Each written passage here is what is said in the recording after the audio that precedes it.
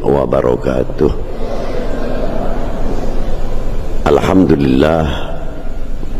Alhamdulillahi wahdah, wassalatu wassalamu ala as-sayyid al-kamil bil fadail alladhi khassastahu fil azal bi sahibi jami'i sifatil kamaliyah al-habibil alil qadril azimil jah walam yakhluqil khallaq khalqan mithlah la qablahu wala ba'dahu afdal minhu wa akraman silatahu inda hadrati sultanil mamlakatil ahadiyah sallallahu alaihi wa ala alihi wa sahbihi fi kulli mahati wa nafasin adada ma wasi'ahu ilmullahi amma ba'du. Hadratil muhtaram al-mukarramun, para sesepuh, para bini sepuh, para alim ulama yang saya banggakan, yang saya hormati, khususnya akhina fillah Dr. Profesor Bapak Kiai Haji Aqil Sirot, beliau selaku pengurus besar Nahdlatul Ulama, dan yang saya hormati Al-Fadil Gus Mama, dan saya hormati para sesepuh bini sepuh, dan yang saya banggakan Bapak Wakil Wali Kota Pekalongan, para asatid wa asatidah, dan segenap para alumni Pondok Pesantren At-Turmusi. Sesuatu nama kalimah At-Turmusi sudah dikenal lebih daripada 100 tahun yang lalu. Sedikit ada nasihat dari baginda Nabi Sallallahu Alaihi Wasallam untuk anak cucunya. Wahai Bani Fatimah, wahai anak cucuku, jangan kalian memalukan aku kelak di hadapan Allah Subhanahu wa ta'ala. Kalian datang membawa nasabnya, sedangkan umatku berdatangan membawa amalnya. Ini sebetulnya kata sindiran untuk kita semua. Mampukah kita membuktikan artinya sebagaimana nas yang telah diturunkan untuk ahlul bait itu sendiri, innama yuridullahu liyudhiba ankum ridsan ahlil bait wa yutahhirukum tathira. Sejauh mana membawa misi at-tathhir untuk menjadi safinatin Nuh, itu umatnya, itu anak cucu Nabi, dinas yang begitu keras, artinya nasihat dari datuknya. Nah, kalau kita artikan yang lebih luas, seumpamanya Ki Abdul Manan itu berhak, Ki Abdullah sebagai tokoh-tokoh yang menurunkan, ditermas mengatakan beliau walaupun tidak merupakan kalimah yang dibawa oleh baginda Nabi Sallallahu Alaihi Wasallam, tapi mengambil apa yang tersurat di dalam hadis itu, saya kira seperti haknya sebagai guru wajib untuk mengucapkan, wahai anak santriku, jangan engkau malukan aku di hadapan Allah. Sedangkan orang-orang non termas datang kepadaku dengan membawa kemanfaatan ilmunya terhadap umat dan bangsa ini, sedangkan engkau datang hanya membanggakan, saya santri temas, saya santri temas, saya santri termas. Maka sebelum memalukan kepada baginda Nabi, mari kita belajar tidak memalukan kepada sesepuh-sesepuh yang telah mengenalkan apa tadi yang disebutkan. Kalau bukan karena pendidik guruku, niscaya tak ku kenal Tuhanku. Itulah diantaranya. Sejauh mana kita mensosialisasikan At-Turmusi, seperti Kiai Mahfud At-Turmusi. Berapa ulama yang dicetak oleh beliau, dan kitabnya sampai sekarang Al-Muhibah, siapa yang tidak tahu karangan beliau. Bagi Dimyati sendiri, hampir muridnya 99,9%, tidak satu pun yang tidak menjadi ulama. Saya termasuk punya sanad,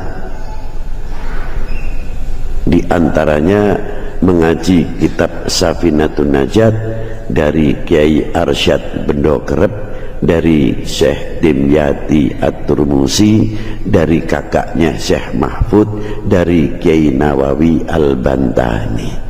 Ini sanad daripada kitab Safinatun Najat.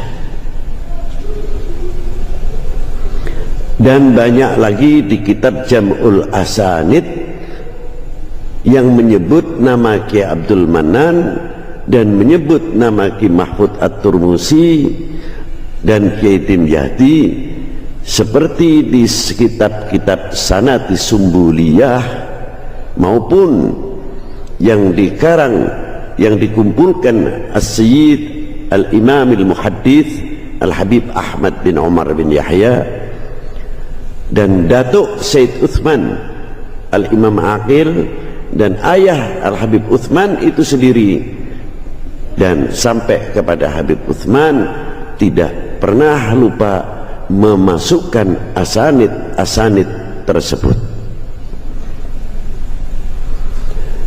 Dari sinilah pentingnya mengapa kita menghauli, bukan sekadar untuk membanggakan syekhona, tidak. Apa yang diwasiatkan dan apa pula yang harus ditiru, sehingga generasi-generasi ini bukan memahami apa yang kitab diterapkan oleh para sesepuh itu hanya dogmatis atau tekstual. Ini kelemahan kita, sadar atau tidak, mau diakui atau tidak. Contoh yang real saja, tadi Pak Kiai Agil Sirot menyebut kitab Fathul Qorib atau Takrib.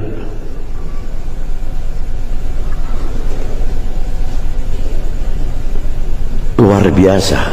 Tapi sayangnya ketika kita mempelajari Al-Miyahu Sab'atun, sudah mati.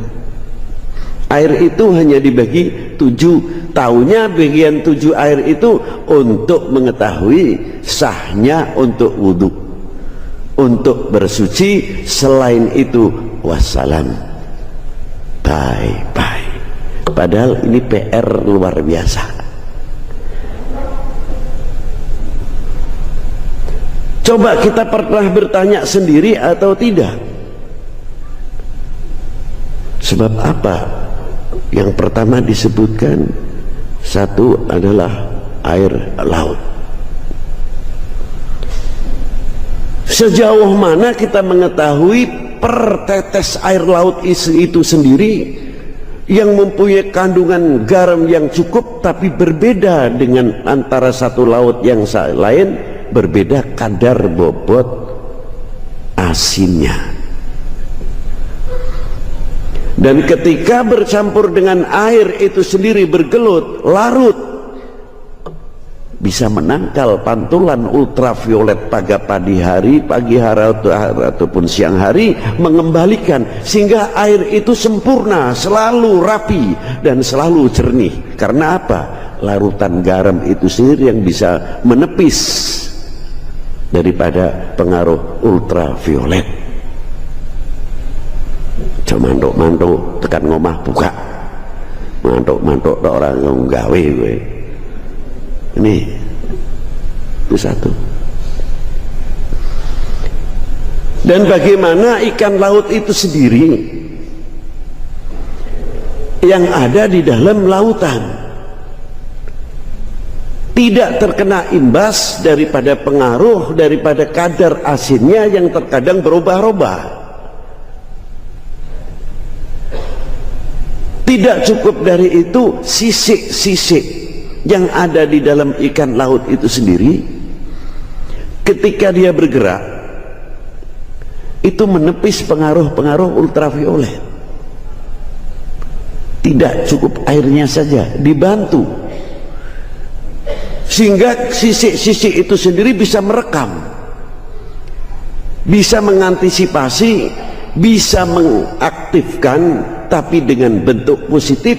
Bila mana sisik-sisik itu kita kumpulkan, bisa untuk penawar setiap pohon-pohonan yang terkena hama. Air laut ditaruh di kitab takrib bab perkara air. Itu baru itu, belum lainnya.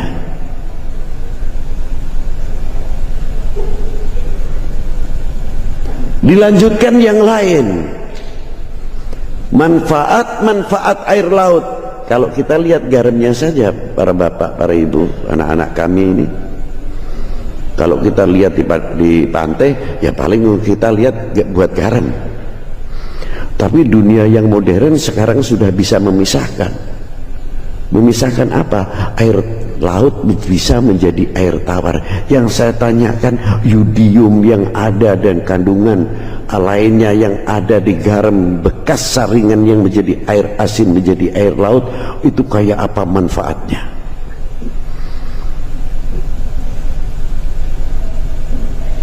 Inti-inti garam yang luar biasa sehingga kain-kain ini bisa kuat.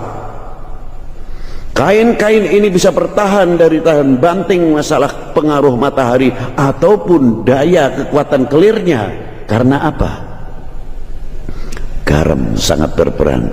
Garam diambil dari air laut. Ini sebetulnya perlu penulisan-penulisan sehingga kitab-kitab kita yang dicap kuno katanya, cap kitab kuning ini mana yang intelek? Mana yang lebih intelek? Kita mempelajari Quran hadis, Quran hadis begini memang. Tapi kita mempelajari dohmanya di dalam Al-Quran maupun hadis itu sendiri sudah universal, apalagi keuniversalannya tidak bisa diukur. Rasulullah menyampaikan Al-Quran itu bagaimana? Ada satu faham, Rasulullah itu hanya menyampaikan Quran saja, aji, wari. Seolah-olah yang menyampaikan itu lebih pandai, seolah-olah Rasulullah tidak tahu dalamnya Al-Quran. Lalu peranan Rasulullah sallallahu alaihi wasallam, qul in kuntum tuhibbunallah fattabi'uni yuhibbukumullah. Kalimahnya yang jadi persoalan adalah fattabi'uni di sini.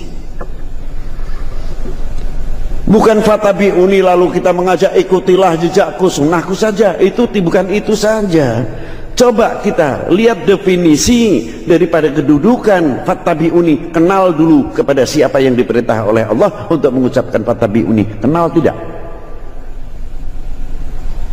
Siapa yang diperintah untuk mengucapkan fatabi'uni? Digarisbawahi oleh Allah Subhanahu wa taala, Yasin wal Qur'anil Hakim innaka laminal mursalin ala siratim mustaqim. Siapa yang didasari oleh Allah ala siratim mustaqim? Yang diperintah oleh Allah untuk mengucapkan fattabi'uni. Dan satu ayat lagi, Ar-Rahman 'allamal Qur'an khalaqal insan. Siapa yang dimaksud khalaqal insan 'allamahul bayan? An-Nabi sallallahu alaihi wasallam. Kok dianggap kayak menyampaikan seolah-olah mereka saja yang paling mengetahui tentang Al-Quran, dan seolah-olah Rasulullah yang menyampaikan titik. Inilah luar biasa paham yang demikian itu. Itu nek keliwat ya mbuh. Apa mbuh keliwat bodoh nih apa-apa kita tidak ngerti. Inilah. Dari itu, baik saudara-saudaraku, saya tidak mau menasihati yang sepuh-sepuh ini. Ini justru alumni kesempatan kita untuk berbicara dengan kalian.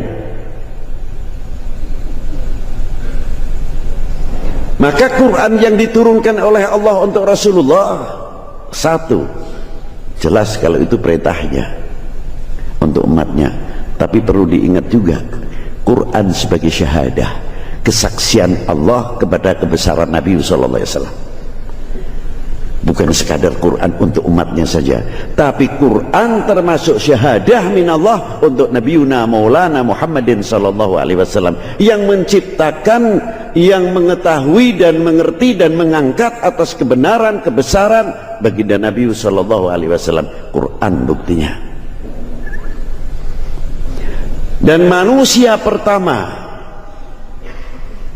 yang mengetahui dalamnya Al-Quran illa baginda Nabi sallallahu alaihi wasallam. Mungkin kalau salah kita minta tolong kita betulkan. Qul law kana al-bahru midada li kalimati rabbi ila akhiril ayat. Katakanlah wahai kekasihku, seandainya lautan ini aku jadikan tintanya, kalimah seandainya indah Allah mutlak hak. Bukan seperti kita membuat satu contoh untuk memudahkan si awam, tidak. Launya di sini mutlak, tidak bisa ditawar. Tetes per tetes yang ada dalam lautan itu kandungannya wa ma utitu minal ilmi illa qalila. Itu tidak akan mampu apa yang ada di dalam lautan tersebut untuk bisa menafsirkan kalimat Rabbi. Sedangkan kalimat Rabbi datang diturunkan untuk baginda Nabi sallallahu alaihi wasallam, yang diperintahkan untuk mengucapkan kalimat Rabbi adalah baginda Nabi sallallahu alaihi wasallam. Kalimat Rabbi wal Quran, yang mengucapkan Rabbi Rasulullah sallallahu alaihi wasallam. Jadi kalau lautan itu sendiri sudah tidak mampu menafsirkan kalimat Rabbi yang diturunkan kepada baginda Nabi sallallahu alaihi wasallam, kalau begitu sadaqallah wa sadaqa Rasul. Pantas kalau Rasulullah diummikan, tidak bisa membaca menulis, karena tidak perlu membaca dan menulis, tidak butuh membaca dan menulis. Di sini maksud makna Nabil Ummi, tapi Rasulullah perlu dibaca dan ditulis. Itu makna Nabil Ummi. Ini aran jajaki Kanjeng Nabi ora bakal tekan jajaki Quran kadoan. Kanjeng Nabi dhisik ae kenal karo Rasulullah, aja ngerti tok. Wong ngerti karo Allah taala akeh, ning kenal karo Allah taala titik. Dikit. Nah, inilah diantaranya. Dan Quran dan baginda Nabi yang menyaksikan siapa? Yang menyaksikan sahabat. Sahabatnya Rasulullah yang dipilih oleh Allah untuk dijadikan sahabatnya Rasulullah, diwisuda langsung oleh Allah. Muhammadur Rasulullah walladzina ma'ahu asyidda alal kufar rahama bainahum. Ini wisudanya Allah Ta'ala kepada para sahabat, wisudanya Allah Ta'ala kepada para al-ulama. Innama yakhsyallah min ibadihil ulama. Dan banyak lagi kesaksian Allah Subhanahu wa taala atas aulianya baginda Nabi, diwisuda langsung. Ala inna auliya Allah la khaufun alaihim wa lahum yahzanun alladzina amanu wa kanu yattaqun ila akhiril ayat. Kepada ulama. Jadi sahabat menyaksikan kebesaran Rasulullah, Rasulullah menyaksikan kebesaran Al-Quran, keluasan Al-Quran, hebatnya Al-Quran. Sedangkan Al-Quran itu sendiri dari Allah Ta'ala menyaksikan kebesaran baginda Nabi sallallahu alaihi wasallam, dan Al-Quran menyaksikan kebesaran para sahabatnya, sahabatnya menyaksikan kepada kebesaran para ulamanya, al-ulama menyaksikan kebesaran sahabat dan baginda Nabi. Selalu balance antar ulama, saling menyaksikan yang ini yang disebut asanid. Baru muncul Asy'ariyah, baru muncul Maturidiyah dan madhab-madhab yang lain, karena beliau-beliau ini yang banyak disaksikan oleh satu ulama antar ulama, aulia antar aulia, aulia disaksikan sahabat, sahabat disaksikan kebenarannya oleh para ulama wal aulia, dan sahabat menyaksikan kehidupan baginda Nabi sallallahu alaihi wasallam. Lalu kita tidak kenal dengan mereka, mau memahami Quran dan hadis, lucu, aneh bin ajaib, mustahil. Disinilah munculnya daripada akidah ala ahli sunnah wal jamaah yang dibawa oleh para beliau, musalsal, bukan sekadar ahli sunnah wal jamaah karena adanya Nahdlatul Ulama. Nahdlatul Ulama mempunyai kewajiban mewadahi. Makanya maaf ya, akeh wong kualat karo NU akeh. Bukan masalah individunya, masalah kita ndak akur dengan si A, boleh-boleh saja, monggo. Soal itu dinamika berpikir ning akidah iku lho sing ning jerone NU ala ahli sunnah wal jamaah iku sing nyekel para aulia, para ulama mutaqaddimin, zahidin, as-salihin, al-arifin. Lho iku sing dedekno marakno kualat iku teko iku, dudu individune. Aku ora cocok karo si A, kena ditonton ae nek wong ora seneng karo NU. Aku ora nyepatani lho. Lah kok maneh sering ucapake maaf saja kebetulan ke jadi di rumah santri ora usah enu-enunan, sing penting ahli sunnah wal jamaah. Remuk kowe. Ingat, kita hanya mengulas ataupun mensyarai. Kenapa Syarif Husain kok tidak mempunyai kekuatan? Karena nidham ahli sunnah wal jamaah pada waktu zaman Syarif Husain tidak sempat dibikinkan wadah. Itu rahasianya. Maka ketika muncul golongan tersebut dihancurkan dengan mudah. Karena apa? Ma indahun nidham. Hanya kekuatan agama saja al-Islam sudah, ahli sunnah wal jamaah sudah. Tapi untuk nidham memperkuat ini lemah. Dan bagaimana cara menghancurkan nidham ala ahli sunnah wal jamaah? Sedikit demi sedikit. Ora usah NU-NU-nan, sing penting ahli sunnah wal. Engko dadine kaya nang zaman Syarif Husain dipecel kepenak. Tuh. Maaf ya, aku sekedar fanatik masalah karo NU. Nek sampean ora masalah, ora apa-apa nek sampean. Tapi gampang nenang teroko iso sampean tak tuding dhisik enak rada galak sithik. Nah inilah kasare wong ngomong. Nah, maka dari itu dengan adanya peringatan haul para masyayikh adalah mari kita jadikan cermin untuk kita, terutama untuk memperkuat at-tariqah wal aqidah, terutama dari at-Turmusi, sejauh mana kita bisa menjaga kualitas bukan kuantitas, sehingga menjadi anak-anak yang bisa meramaikan pondok pesantren sebagai tandanya seorang ahli bait Nabi sallallahu alaihi wasallam. Umpamanya kita nitip pondok pesantren kono piye kiai ini sapa? Wah kiai ini takoni pondok pesantren gini. Semua diangkat, semua diayomi semua. Nah pesantren termasuk kalau bisa alumninya pun juga harus pandai-pandai untuk bisa meramaikan tariqah ala Turmusi fi ahli sunnah wal jamaah, bukan lisanan faqat. Ini yang kita harapkan, sehingga perkembangan daripada dunia pesantren dengan catatan pesantren ala ahli sunnah wal. Kok lemes temen nek wal jamaah sampean wis di wong NU apa? Ala ahli sunnah wal jamaah gelenyem ngono kon mempertahanke NU nglamun sampean. Tegas titik. Kok santri sebab cikal bakal itu bakal titik ya itu kok santri sih. Nah ini trust kita itu sebetulnya untuk cambuk belaka supaya kita ini maju berpegang dan tunjukkan akhlak-akhlak kita, bukan sekadar mengholi saja. Ini intinya. Ini loh alumni termas, ini loh alumni Lirboyo, ini loh alumni.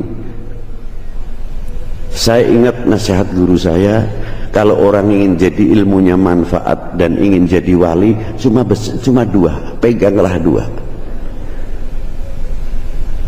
Saya tanya sama Mbah Kiai Arsyad, sama Mbah Kiai Abdul Malik, Syekhuna Ustadina Al-Hafidh As-Sayyidi Syekh Muhammad Bajuri Sudi Mampir, beliau seorang wali minal kibaril ulama, kibaril aulia. Saya tanya kepada beliau, napa yai kuncinipun kalih? Siji taat khidmah ring wong tuamu, loro taat khidmah ring gurumu. Dua kuncinya. Ora iso 5 waktu sedina sepisan buh nang waktu maghrib apa wa ila hadrati ba'dan ila hadrati nabi wa ila Fatihah. Kesele jare basan sungkane wong ngomong ba'da salam karo mlaku po ila hadrati nabi sallallahu alaihi wasallam wa ila hadrati syekhina ngono. Ini dibiasakan. Ini termasuk bagian khidmah. Khidmah yang kedua, selalu kita tuh robitoh kepada guru. Berbeda robitoh di dalam tarekat. Keduren gosek. Iki robitoh ning santri terhadap guru. Robitoh kepada guru, iling-ilingo ajarane gurumu, nasihati gurumu nalikone ning masjid, apa nalikone ning madrasah, apa nalikone ning pengajian apa.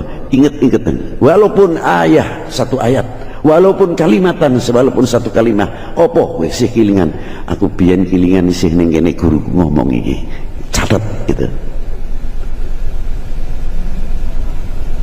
Ini yang terakhir, pertanyaannya simpel.